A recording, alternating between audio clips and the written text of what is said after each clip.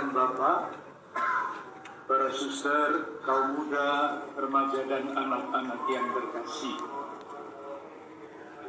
Pada hari Minggu ke-28 pada masa biasa yang jatuh pada tanggal 13 Oktober, kita diajak untuk merenungkan tema yang ditawarkan oleh panitia ziarah di tempat ini. Tadi sudah kita dengarkan, tema umumnya adalah bersama Bunda Maria kita wujudkan solidaritas dan subsidiaritas. Dan tema khususnya adalah Maria Bunda segala bangsa. Ketika saya menyiapkan ibadah ini, saya membaca beberapa tulisan berkenaan dengan gelar Maria Bunda segala bangsa. Ada beberapa kalimat yang menarik. Salah satunya berbunyi begini: di tengah segala macam bencana, Maria menyingkapkan rancangan Allah untuk menyelamatkan dunia. Jalannya adalah Ekaristi. Ketika renungan saya sampai di situ muncul pertanyaan itu, saya ingat akan satu mukjizat, peristiwa mukjizat Ekaristi yang sudah sangat lama dan sekarang masih sangat terkenal, yaitu mukjizat Ekaristi yang terjadi di salah satu kota di Italia yang bernama Lanciano. Pada waktu imam merayakan Ekaristi dan mengatakan di dalam konsekrasi, inilah tubuhku, roti yang dikonsekrasi itu sungguh-sungguh menjadi daging.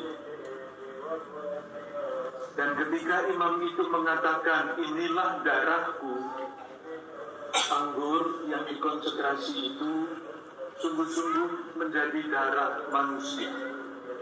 Mukjizat Ekaristi. Daging dan darah itu sekarang masih tersimpan dan dapat dikunjungi oleh para peziarah di kota Lanciano di Italia itu. Dan tentu saja peristiwa itu menimbulkan macam-macam usaha untuk mencari makna peristiwa mukjizat itu.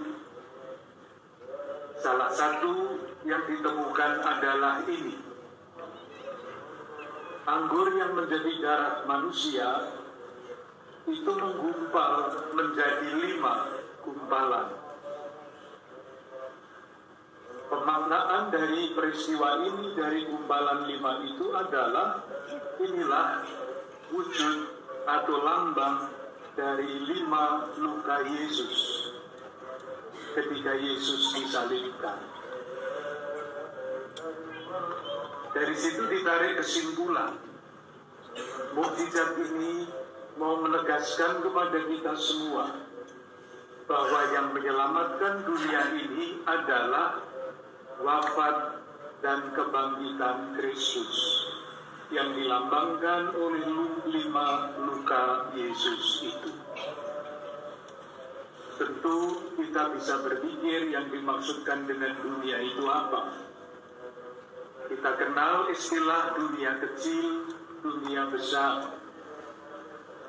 Dunia besar adalah seluruh alam raya ini.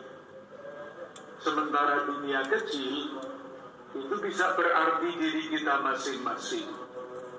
Bisa berarti keluarga-keluarga kita, komunitas kita, paroki kita, keuskupan kita. Itulah dunia. Dengan kata lain, Ekaristi yang ditunjukkan sebagai jalan keselamatan dunia mesti kita artikan dalam 2 cara itu: dunia besar dan dunia kecil, yang adalah diri kita, keluarga, komunitas, paroki, keuskupan kita. muncul pertanyaan kedua. Bagaimana Yesus Kristus yang wafat dan bangkit menyelamatkan dunia, baik dunia yang kecil maupun dunia yang besar? Di dalam paham Kristiani, khususnya paham Katolik, yang namanya rahmat penebusan itu harus diterima. Artinya tidak otomatis begitu saja menyelamatkan. Karena kepada kita manusia, Tuhan menganugerahkan kemauan bebas untuk memilih. Kristus sudah memberikan hidupnya untuk menebus kita. Dosa-dosa kita semua ditebusnya. Tetapi ada syarat lain, yaitu apakah kita mau menerima anugerah penebusan itu atau tidak.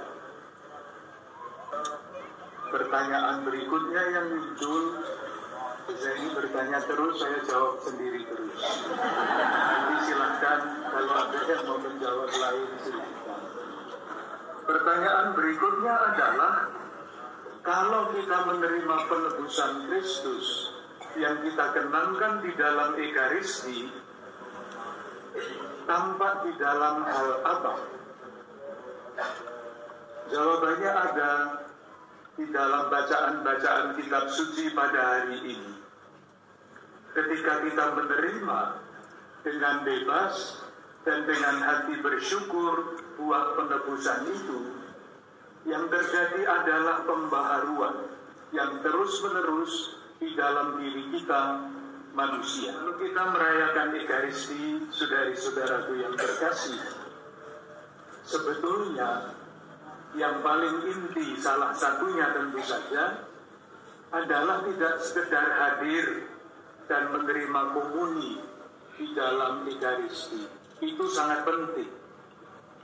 Tetapi tujuan yang utama adalah ketika kita merayakan Ekaristi, diharapkan kita bertumbuh terus-menerus berkat penebusan Kristus yang kita rayakan di dalam Ekaristi. Kita menjadi pribadi-pribadi yang semakin ekaristis. Artinya apa ini? Artinya dapat kita temukan ketika imam mengulang apa yang dikatakan dan dilaksanakan oleh Yesus pada waktu perjamuan terakhir.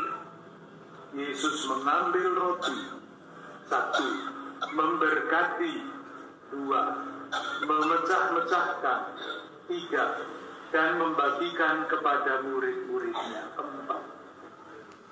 Menjadi pribadi ekaristis artinya yakin bahwa rahmat penebusan itu mengubah kita menjadi seperti roti Ekaristi yang diambil. Artinya apa dipanggil? Artinya kita ini adalah pribadi-pribadi yang dipilih oleh Allah. Tidak kebetulan kita ini dilahirkan. Kita adalah orang-orang pribadi-pribadi yang terpilih oleh Tuhan. Itulah sebabnya hidup itu sungguh-sungguh sangat berharga. Kita dipilih, tidak dibiarkan begitu saja. Kita dipilih dan kemudian diberkati. Diberi anugerah yang cukup untuk melanjutkan perjalanan hidup kita. Tetapi kita diberkati tidak untuk kepentingan kita sendiri.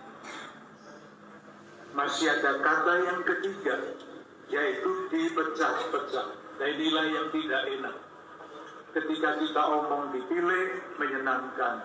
Diberkati, menyenangkan. Dipecah. Rasanya kedengarannya saja sudah tidak enak. Apalagi kalau dipecah sungguh-sungguh.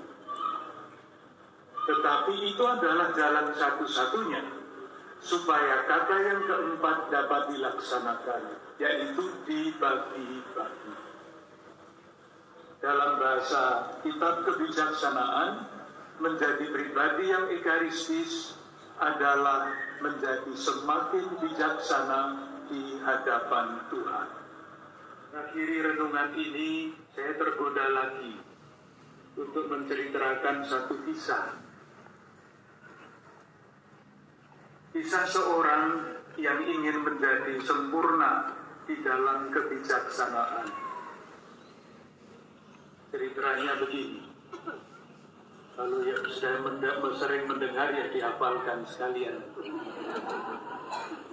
Ada seorang yang ingin menjadi sempurna di dalam kebijaksanaan.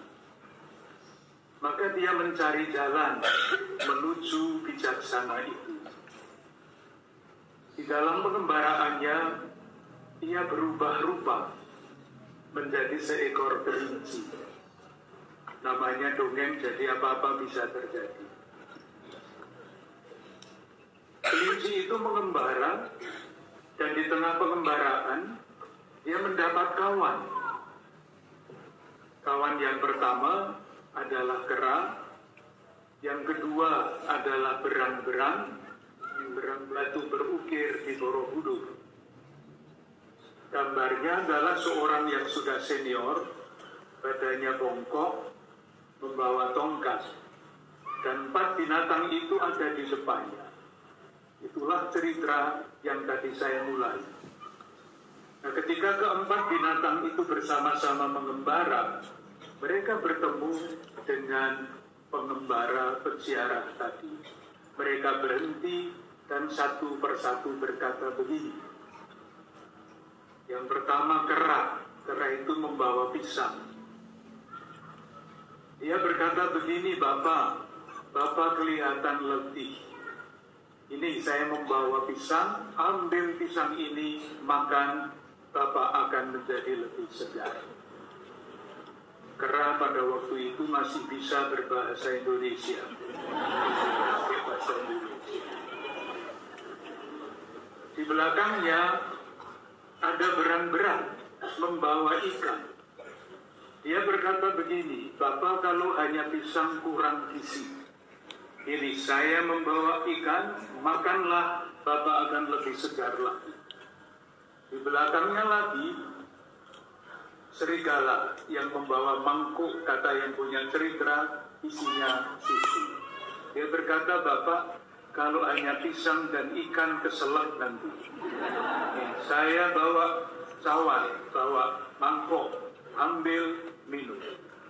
Paling belakang, kelinci jadi-jadian, yang tidak membawa apa-apa.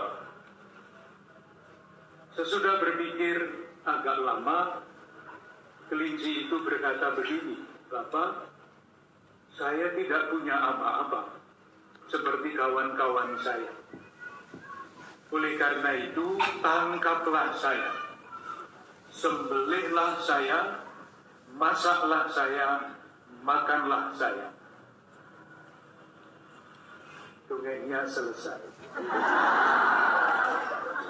Kita semua dapat menafsirkannya sendiri-sendiri. Tidak usah diselesaikan cerita itu. Apakah kelinci itu sungguh ditangkap dan dibunuh apa tidak? Tidak penting. Pesannya jelas.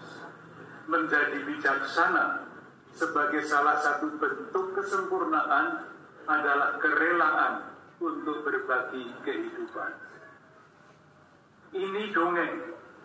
Kita punya yang bukan dongeng, yaitu Yesus Kristus yang sungguh memberikan hidupnya untuk penebusan kita. Dan penebusan itu kita kenangkan, kita hayati lagi di dalam perayaan Ekaristi. Ekaristi, penebusan yang membaharui kehidupan kita. Kita boleh yakin, mukjizat Ekaristi yang umum kita terima tetapi sering tidak kita sadari adalah bahwa Ekaristi itu membaharui kehidupan. Dan ketika kita semua membiarkan diri kita dibaharui oleh buah penebusan Kristus, kita menjadi orang-orang yang bijaksana, semakin bijaksana, selalu berusaha memilih yang baik dan yang benar, dan itulah yang membebaskan kita dari berbagai macam bencana. Dengan keyakinan dan harapan ini, marilah kita lanjutkan ibadah kita. Iya.